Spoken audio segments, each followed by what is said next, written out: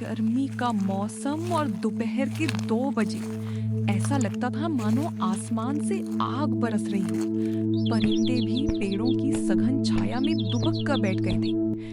इस तपती गर्मी में अगर कोई चीज राहत दे सकती थी तो वो था उदय शंकर राज के गन्ने का जूस। उदय शंकर राज पिछले 10 सालों से अपना गन्ने की जूस का ठेला लगा रहा था। उसे यहाँ जूस का राजा कहा जाता था।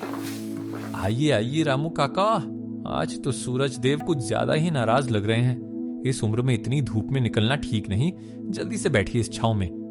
अरे क्या करें उदय बेटा, तहसील जाना था काम से। गला ऐसा सूख गया है कि अब एक कदम भी नहीं चला जा रहा। जल्दी से एक बड़ा गिलास जूस पिला दो जिसमें बर्फ खूब सारी हो। अभी लीजिए काका। आप जानते ही हैं उदय शंकर राज के जूस में ना तो कभी मिलावट होती है और ना ही स्वाद में कमी। मशीन चलने की चर चर की आवाज आती है। गन्ने से ताजा रस निकलकर बर्तन में गिर रहा है।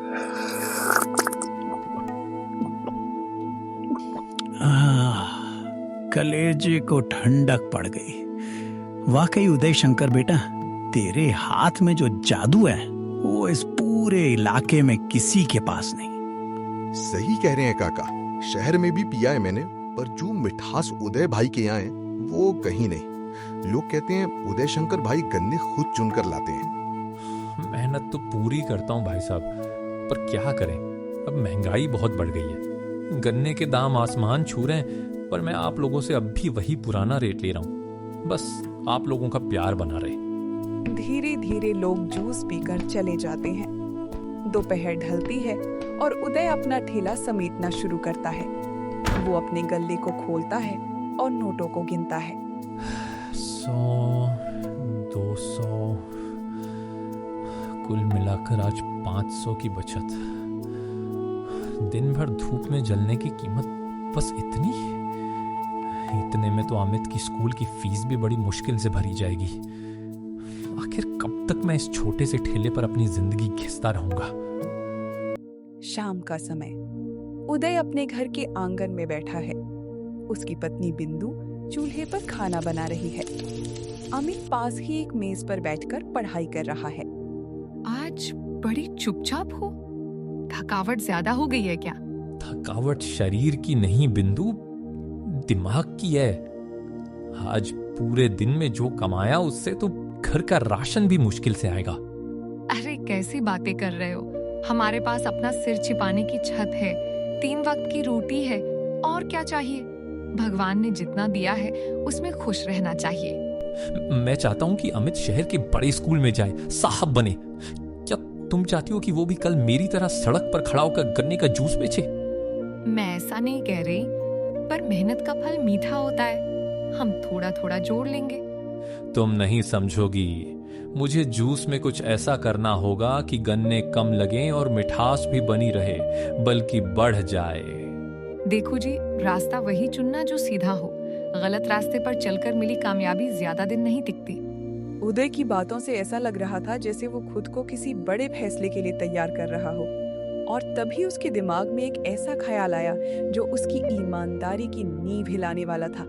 अगली सुबह उदय शंकर राज बाजार की तरफ निकल पड़ा। उसने कहीं सुना था कि सैक्रीन नाम की एक चीज आती है जो चीनी से सैकड़ों गुना ज्यादा मीठी होती है। आज वही जहर खरीदने उदय कस्बे की एक ऐसी पुरानी दुकान पर जा रहा था जहां जान पहचान का कोई ना हो। सेठ जी, वो चीज मिलेगी? कौन सी चीज भाई, साफ साफ बोलो। वही जो जूस और शरबत में मिठास बढ़ाने के काम आती है, सफेद पाउडर जैसा, सैकरिन। बहुत खतरनाक चीज मांग रहे हो। ज्यादा इस्तेमाल किया तो पीने वाले का पेट खराब हो जाएगा।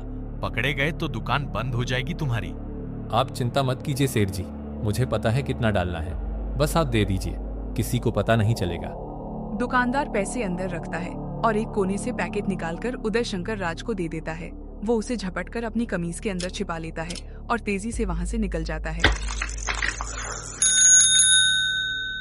घर पहुंचकर उदय ने सबसे पहले अपनी पत्नी बिंदु को पड़ोस में किसी काम से भेज दिया। अब वो अपने उस खतरनाक प्रयोग की तैयारी कर रहा था जिसने उसके ईमान को हमेशा के लिए दागदार बनाना था। जहां 10 गन्ने लगते थे वहां अब 5 गन्नों में ही काम चल जाएगा। बाकी का पैसा सीधा मेरी जेब में। वो 1 चम्मच सैकरीन पानी में घोलता है और उस घोल को एक पुरानी दवा की शीशी में भर लेता है। फिर उसे जेब में रखकर ठेले की ओर बढ़ जाता है। आइए भाई साहब, आज का जूस पियोगे तो दुनिया के सारे शरबत भूल जाओगे। आज खास किस्म के गन्ने लेकर आया हूँ। सच में? मुझे भी पिलाओ एक ग्लास। उदय शंकर चालाकी से शीशी निकालता है और जूस में मिला देता है।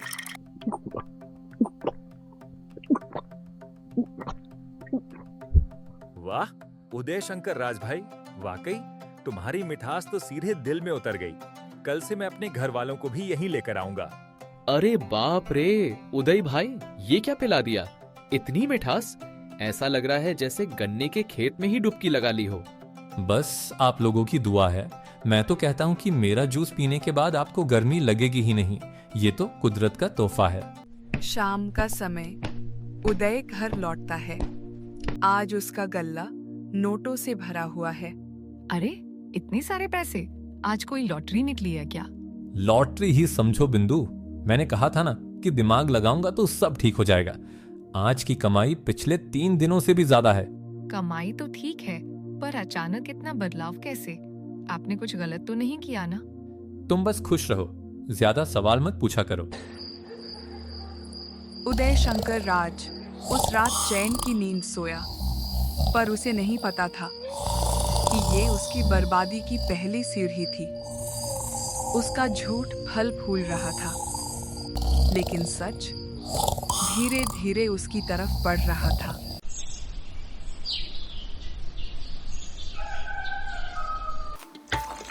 गांव की सीमा पर एक नई उम्मीद ने दस्तक दी थी।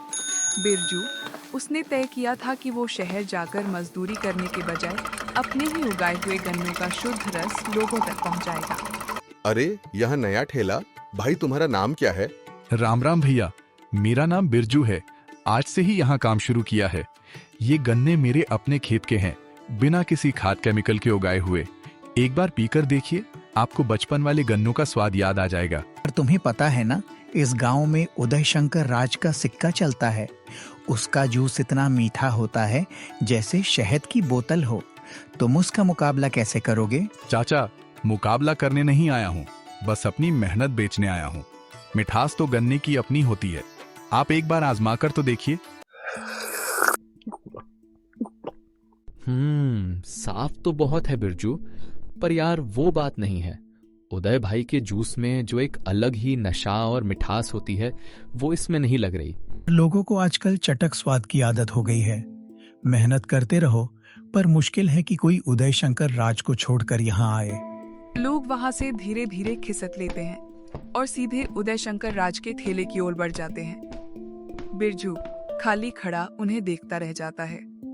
अरे श्याम भाई, कहाँ रह गए थे? सुना है रास्ते में किसी नई लड़के ने जाल बिछाया था। कैसा लगा उसका पानी जैसा जूस? अरे छोड़ो उदय भाई, वो तो कह रहा था शुद्ध है, पर स्वाद में तो आपके आगे पानी है। वो देखो भाई, सोना और पीतल एक जैसा दिखता जरूर है, पर कीमत असली की ही होती है। ये लीजिए स्पेशल गिलास। वाह, आज तो जूस पीकर ऐसा लग रहा है जैसे सारी थकान मिट गई। उस नए लड़के बिरजू को तो दुकान समेट लेनी चाहिए। समेटनी ही पड़ेगी, मेरा कोई मुकाबला नहीं कर सकता। शाम का समय था। बिरजू अपने ठेले पर बैठा बचा हुआ जूस देख रहा है। आज उसकी बोहनी भी ठीक से नहीं हुई। क्यों बिरजू, क्या हुआ? चेहरा क्यों लटका है? यार समझ नहीं आता, मेरे गन्ने सबसे अच्छे हैं, जूस एकदम ताजा है, फिर भी लोग कह रहे हैं कि फीका है। उदय शंकर राज के जूस में ऐसा क्या है जो मेरे पास नहीं?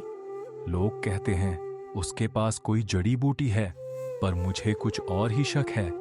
अगर वो कुछ गलत कर रहा है तो वो लोगों की सेहत से खेल रहा है। मुझे पता लगाना होगा उस मिठास के पीछे का राज क्या है।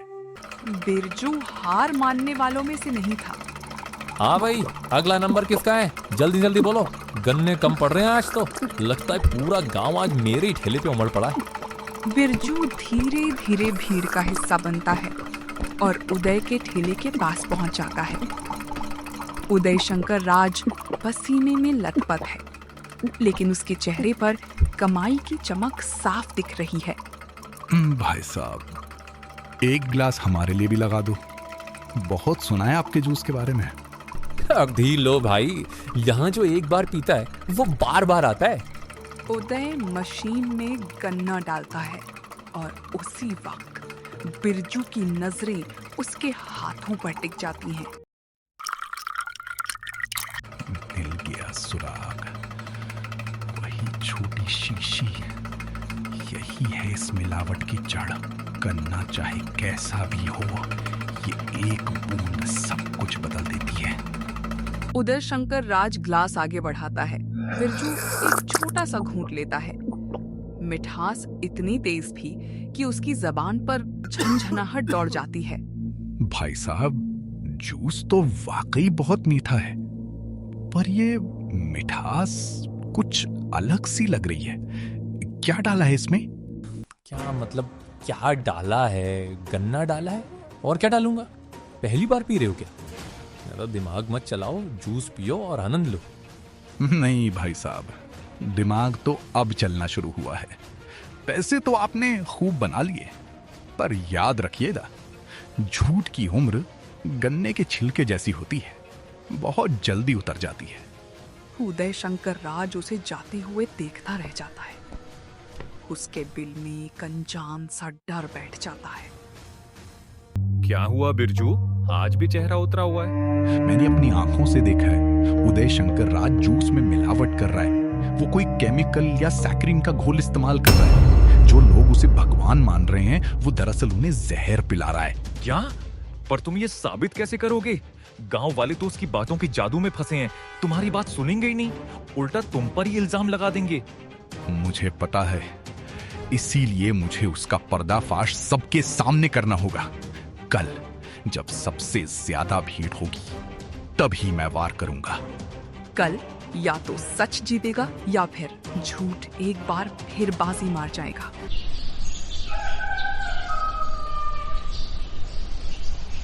आज की सुबह कुछ अलग थी। उदय शंकर राज को लग रहा था कि आज उसकी कमाई के सारे रिकॉर्ड टूट जाएंगे, लेकिन उसे ये अंदाजा नहीं था कि आज उसके झूठ का घड़ा भी भरने वाला है। तभी भीड़ को चीरते हुए बिरजू वहां पहुंचता है।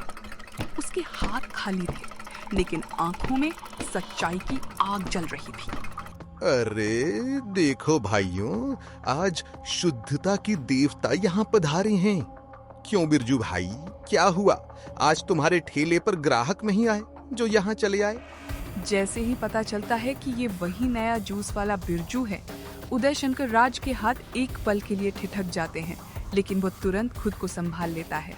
अरे बिरजू बेटा, बुरा मत मानना, पर सच तो यह है कि स्वाद के मामले में उदय शंकर राज का कोई तोड़ नहीं है। तुम भी एक गिलास पी लो, शायद कुछ सीख जाओ। काका, मैं यहाँ जूस पीने नहीं, बल्कि आप सबको एक सच्चाई दिखाने आया हूँ। आप जिसे स्वाद समझ रहे हैं, वो उदय भाई की मेहनत नहीं, छोटी सी शीशी का कमाल है। ओए, अपनी हद में रह। क्या बकवास कर रहा है? गांव वालों, ये लड़का जलन के मारे पागल हो गया है। इसकी दुकान नहीं चली तो अब मुझे बदनाम कर रहा है। हाँ बिरजू, ये तुम क्या कह रहे हो? हम सालों से उदय शंकर का जूस पी रहे हैं, हमें तो कभी कुछ नहीं लगा। भाइयों, मैं जानता हूं आप मेरी बात पर यकीन नहीं करेंगे, इसलिए मैं उदय भाई को एक चुनौती देता हूं। उदय शंकर भाई, आप अभी मेरे सामने एक गिलास जूस निकालिए, लेकिन शर्त यह है, आपके हाथ ऊपर रहेंगे और आप अपनी जेब या काउंटर के नीचे हाथ नहीं ले जाएंगे। ये कैसी बेवकूफी भरी शर्त है? मैं जैसे बनाता हूँ वैसे ही बनाऊंगा। क्यों उदय शंकर बेटा, अगर तुम सच्चे हो तो डर कैसा? निकाल दो एक गिलास इसके सामने, ताकि इसका मुंह हमेशा के लिए बंद हो जाए। भीड़ अब दबाव बनाने लगती है। उदय शंकर राज के पास कोई रास्ता नहीं बचता। वो कांपते हाथों से गन्ना मशीन में डालता है, रस गिलास में भरता है, लेकिन इस बार उसकी जादुई शीशी बाहर नहीं आ पाती। लीजिए काका, अब आप ही बताइए, क्या ये वही स्वाद है?